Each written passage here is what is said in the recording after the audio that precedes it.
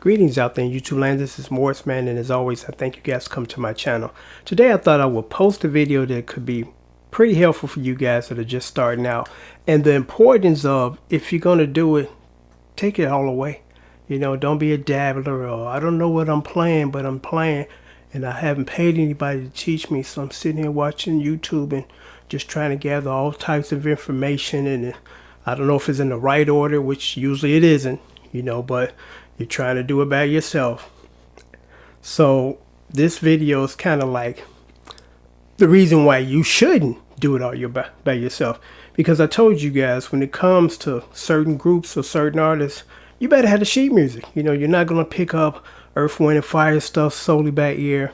Every Earth, Wind, and Fire song I've done, I got the sheet music or the songbook. Every single one. And the reason why, because Earth, Wind, and Fire and a list of others, you're not going to pick up their stuff solely by ear.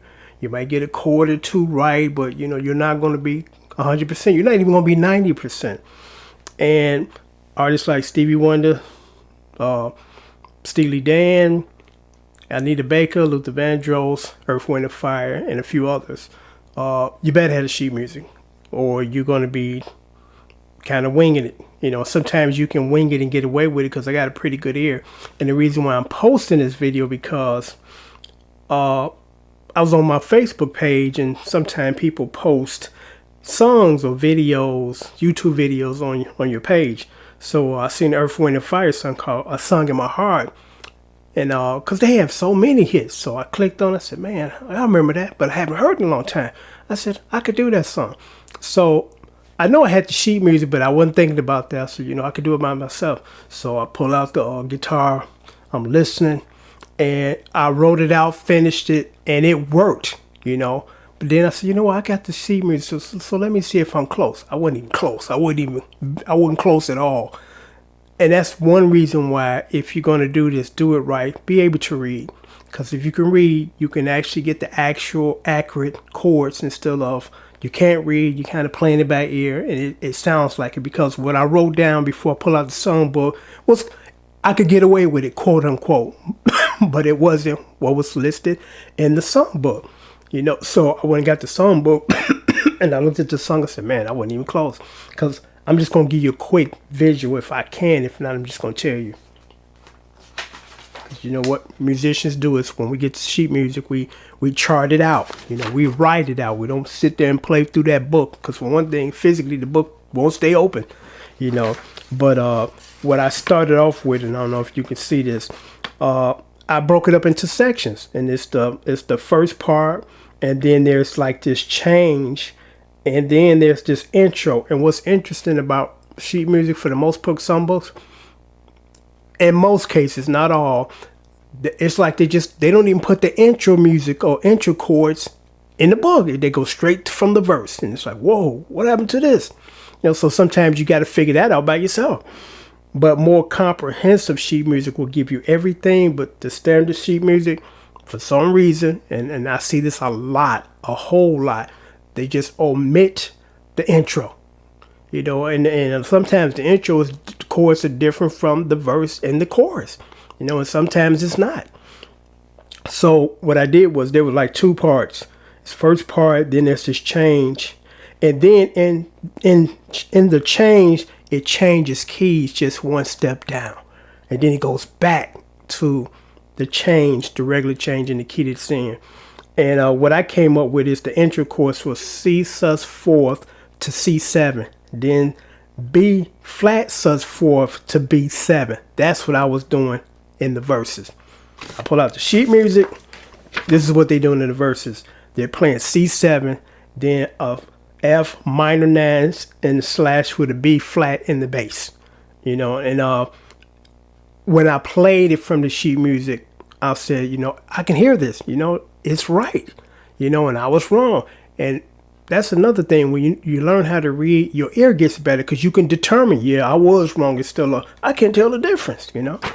Your ear haven't developed yet, and you could be playing this chord and that chord, and they still don't even sound the same to you, or sound the same to you. But I just thought I would post this video to make that point. You need to know how to read. You know, there's some songs of artists you can't get around not being able to read their stuff because you're not going to pick up their stuff by your ear. You know, and this is a perfect example. I got a really good ear, but I'm sitting here listening to the song and I'm like, I hear this.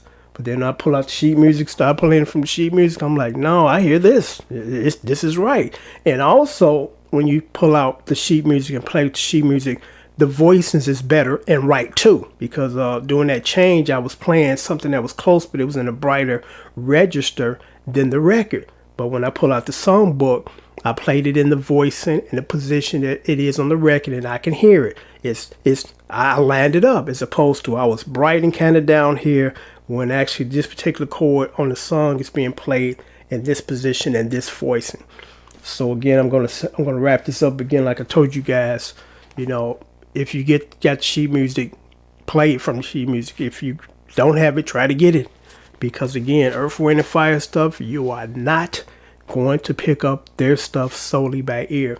And I'm gonna say one more thing before I sign off, and this was done deliberately, you know, because as you get your ear get better and you become a better musician, you hear the format, you hear the style, because there's no way the Earth, Wind, Fire can get through a 3-4 minute song without throwing, or I won't say throw, adding extra stuff.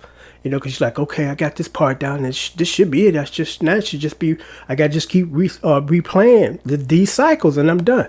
No, in the middle of nowhere, they throw this at you. They throw different keys at you. Because in this song, during the change, they change keys. Then after one bar, they go back. Because normally when you change keys, you stay there. You know, you stay there through the duration of the song. No, they bouncing back and forth through keys.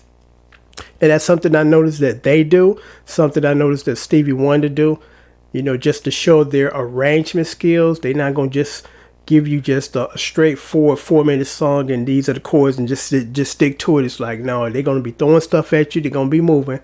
Al Green has his own structure. It's like Al Green wrote a whole new book on arrangements. It's like, where's this coming from? And why is this here? Shouldn't this be here and this should be there? Al Green got his own style. You know, when people enlist my help to do tabulations for Al Green, I'm like, oh, you know, it's a challenge, but I'm like, you know, you really got to write his stuff down because, you know, he's just moving, just constantly moving in certain parts in there that normally regular structure of song, everybody else wouldn't do that. And groups that I also try to stay away from as far as tabbing their stuff is Shalimar. Or should I say Leon Silver's production, because I don't know if they're using alternate tuning or what, but I'm like, I can't get these chords. And it's like, first of all, what chord is this, you know? So, and then most of their stuff is piano based anyway, and the guitar parts are just more or less fills, licks, and picks.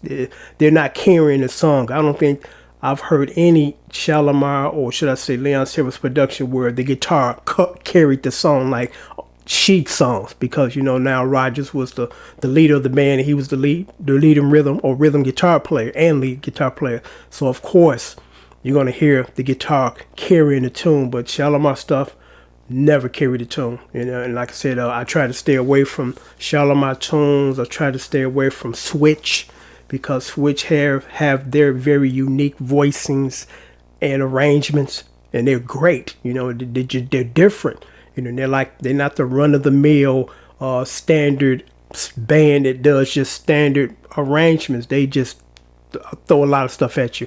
And sometimes you want to deal with that type of music to make you a better player. But some of the stuff I'm like, it doesn't work on guitar. It just doesn't sound as good on the guitar as it do on the piano. And again, I think that with Leon Silver's production, I could be wrong. I'm just speculating. Some type of weird tuning going on there, because I'm like, I can't even find this chord on the guitar. And usually I can find the chord on the guitar, especially if I can hear the chord, and their stuff is not so buried and layered that I can't hear the piano parts. It's just that I think there's some type of alternate tuning going on or something weird going on there. But I'm going to sign off now. But I thought this would be helpful, you know, to you guys as far as, you know, if you got the sheet music, play from the sheet music. If you can't figure it out by ear, you know, try to get the sheet music, because in most cases you're going to probably do something that, again, quote unquote, works, But you want to do it right if you can. Now, if you got no other choice, you do what you got to do. But for the most part, you want to be able to read. Because another great thing about reading is this: when you can't read and you play something, 20 years later, you try to remember it because you dig up that old tape. Say, I remember doing this in 1973 in my buddy's basement, and you try to play it, and you're like, I don't remember. Or it could have been back then your guitar was out of tune and you played something that worked with the guitar out of tune. But then once you become a better musician, and you always got your stuff tuned, because every time I do a cover, before I do each and every cover, I tune my guitar.